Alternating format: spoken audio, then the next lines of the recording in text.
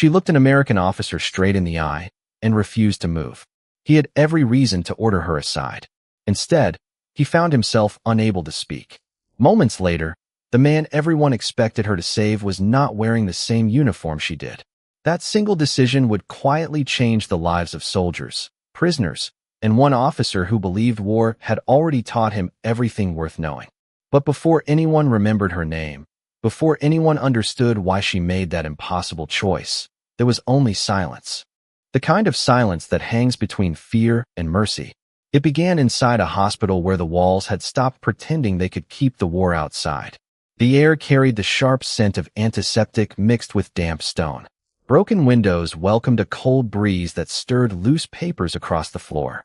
Candles replaced electric lights, their small flames trembling whenever distant artillery rolled across the countryside.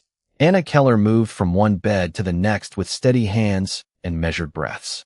Her white nurse's apron had long since lost its brightness, but every button remained fastened, every fold carefully straightened before the start of each day.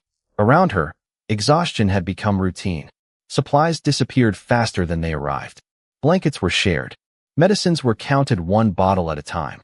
Yet no patient ever saw panic in her face. She spoke softly, adjusted pillows, checked pulses, and offered the same quiet reassurance whether the person before her wore gray, brown, or no uniform at all.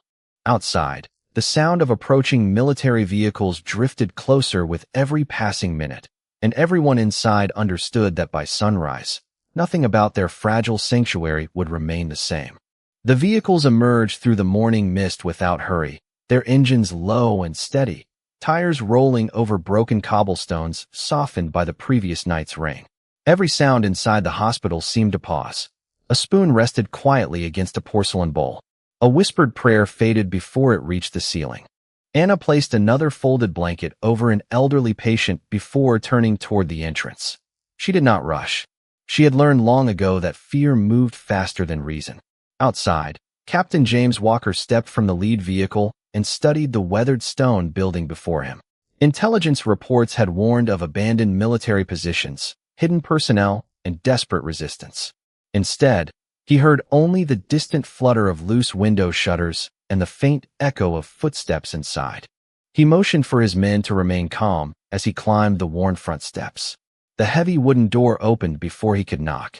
Anna stood there with shoulders relaxed, her hands empty except for a neatly folded medical cloth. Their eyes met for only a heartbeat, yet neither looked away. James expected excuses, anger, or demands. What he found instead was remarkable composure. In a voice barely above a whisper, Anna said, "There are 32 patients inside. Some are American, some are German. Right now, they are simply people who need help." For the first time since arriving in Europe, James found himself without an immediate answer.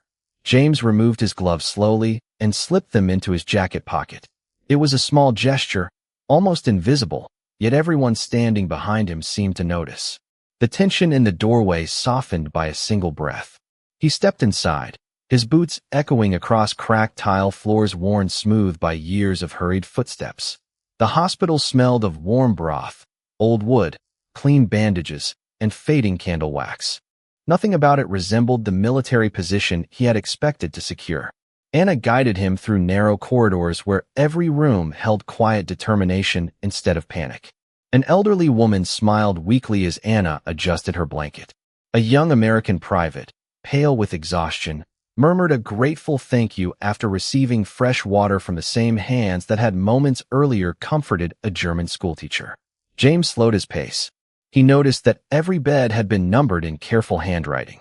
Every bottle of medicine carried tiny paper labels, each measured with remarkable precision.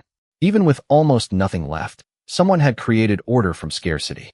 He stopped beside a wooden table where a notebook lay open. Names filled every page without a single column marking nationality. Only temperatures, pulse rates, and treatment schedules appeared beside each patient. James looked toward Anna, who quietly folded another clean cloth. Without lifting her eyes, she said, "Illness does not recognize uniforms. Neither should those who care for the sick." The words settled into the room with a weight no military briefing had ever carried. The quiet rhythm of the hospital was broken by the sound of hurried footsteps crossing the courtyard. Two American medics appeared at the entrance, supporting a young radio operator whose strength was fading with every careful step.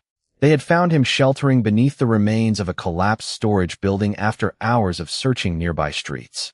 Without hesitation, Anna cleared the nearest examination table, rolled fresh bandages across its surface, and reached for the last bottle of clean water. No one instructed her. No one questioned her decision. She simply moved with the calm certainty of someone who had repeated the same sacred routine countless times before. James watched from a few feet away as she examined the exhausted soldier with quiet concentration, speaking in slow, reassuring English so he would understand every word.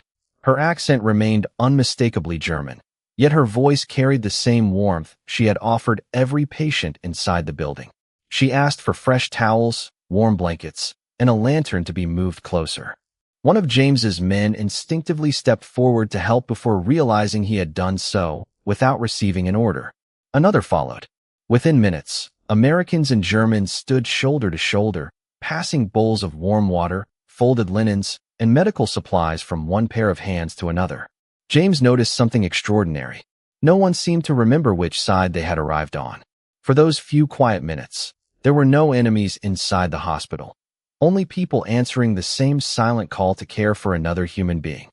By late afternoon, the sunlight had shifted from the shattered windows to long golden lines across the stone floor. Dust drifted slowly through the warm light, settling on empty medicine bottles lined along a wooden shelf. Anna paused before opening the final cabinet. Inside rested only a handful of bandages, one bottle of disinfectant, and enough medicine for perhaps a few more patients. She stood silently for a moment before closing the door with careful hands. James noticed the gesture immediately. He walked beside her without speaking until they reached the small supply room. There, she unfolded a handwritten inventory, every item recorded in neat script, every shortage impossible to ignore. "This is everything we have left," she said quietly. "If more people arrive tomorrow, I cannot promise there will be enough."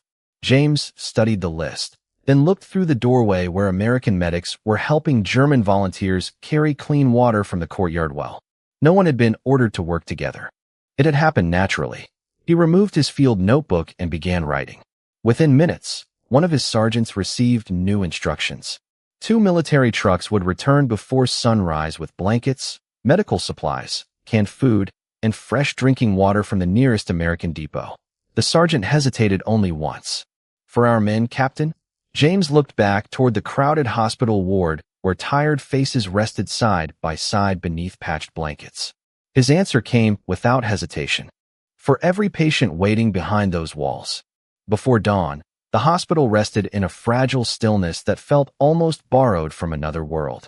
Rain tapped softly against broken window panes while candlelight flickered across rows of sleeping faces. Anna made her rounds with a small lantern, pausing at every bedside to straighten a blanket, refill a cup of water, or offer a quiet smile to anyone who happened to wake.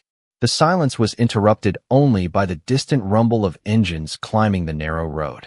James stepped onto the front porch just as 2 American trucks emerged through the gray morning mist. Soldiers climbed down carrying wooden crates stamped with medical markings, bundles of clean blankets, fresh bread, canned vegetables, coffee, soap, and boxes of carefully wrapped bandages. No speeches were made.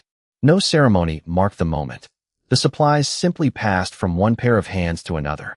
German volunteers stacked blankets while American medics organized medicines along the shelves that had stood nearly empty the night before. Anna watched quietly before turning toward James. Her eyes lingered on the unopened crates, then on the patients beginning to stir inside the wards. "You have given them more than supplies," she said softly. "You have given them another morning." James looked through the open doorway where warm coffee filled the air with its familiar comfort. For the first time in many months, the weight on his shoulders felt just a little lighter, as though compassion itself had become the strongest thing either side had carried into the war. The days that followed settled into a rhythm no one could have imagined when the American convoy first arrived. Every sunrise began with the sound of buckets lowering into the courtyard well, the aroma of fresh coffee drifting through broken windows, and quiet footsteps moving across worn stone floors. American medics and German volunteers no longer waited for instructions before working side by side. They already knew where fresh linens belonged, which shelves held medicines, and which patients preferred warm broth before sunrise. James noticed that the hospital itself seemed different. Faces that had once carried only uncertainty now greeted each morning with cautious hope. Laughter, soft and unexpected, occasionally escaped from the children's ward whenever someone found an old deck of playing cards or carved a small wooden toy from discarded lumber. Anna remained exactly as she had been on the first day. She accepted no praise, claimed no credit, and never placed herself at the center of any conversation. She simply continued her quiet routine, treating every patient with the same steady attention that had first unsettled James at the doorway. One afternoon, a young American corporal asked her why she never stopped, even after working through the night. Anna folded another clean towel before answering. Because someone always wakes up needing kindness before they need medicine. James happened to hear those words from across the hallway, and he realized they described far more than the hospital. They quietly explained the kind of victory that could never appear on any battlefield map. Spring arrived almost unnoticed. The snow that had lingered along broken roads gave way to patches of green grass, and the apple trees beyond the hospital courtyard began to bloom once again. One by one, the beds that had remained occupied for months slowly emptied. Some patients returned to waiting families. Others left with nothing more than a small satchel and the hope of beginning again somewhere beyond the ruins. The hospital itself remained standing, not because its walls were stronger than the war, but because the people inside had refused to surrender their humanity. On his final morning before receiving new orders, James walked through the familiar corridors one last time. Fresh curtains now covered the shattered windows. Shelves once nearly bare held neatly arranged bottles and folded linens. The quiet place he had first entered with caution now felt like a home built from ordinary acts of mercy. He found Anna in the courtyard hanging freshly washed sheets beneath the warm morning sun. A gentle breeze carried the scent of soap and flowering trees through the air. James thanked her, searching for words large enough to match everything he had witnessed. Anna smiled with the same calm expression she had worn from the beginning and simply shook her head. "Do not thank me," she said softly. "If tomorrow another stranger needs help, I hope someone else chooses exactly the same thing." James nodded without replying, because he understood that some lessons were too important to be answered with words alone. Years later, long after uniforms had been folded away and the sound of military trucks had disappeared from the quiet roads of Europe, Captain James Walker stood before a room filled with young officers beginning careers of their own. Maps covered the walls. Medals rested inside polished display cases. The audience expected stories about strategy, discipline, and command. Instead, James reached into his desk and carefully unfolded a single yellowed sheet of paper. It was not a battle plan. It was a handwritten patient list copied from a small hospital that no history book would ever describe in detail. The names appeared without flags, ranks, or nations, only temperatures, treatments, and careful notes written by steady hands. He held the page for a long moment before speaking. "This," he said quietly, "is the most important document I brought home from the war." The room fell completely silent. He explained that courage was not always measured by advancing forward, and leadership was not always proven by giving orders. Sometimes it appeared in the quiet decision to care for another human being when no one expected it, and no one promised recognition. That forgotten hospital eventually disappeared from military records, but its lesson never did. Wars may divide people with borders, languages, and uniforms, yet compassion has never asked anyone which side they belong to. The strongest hearts are rarely the loudest. They simply choose what is right when no one is certain that kindness will matter, and by doing so, they quietly raise the standard for everyone who follows.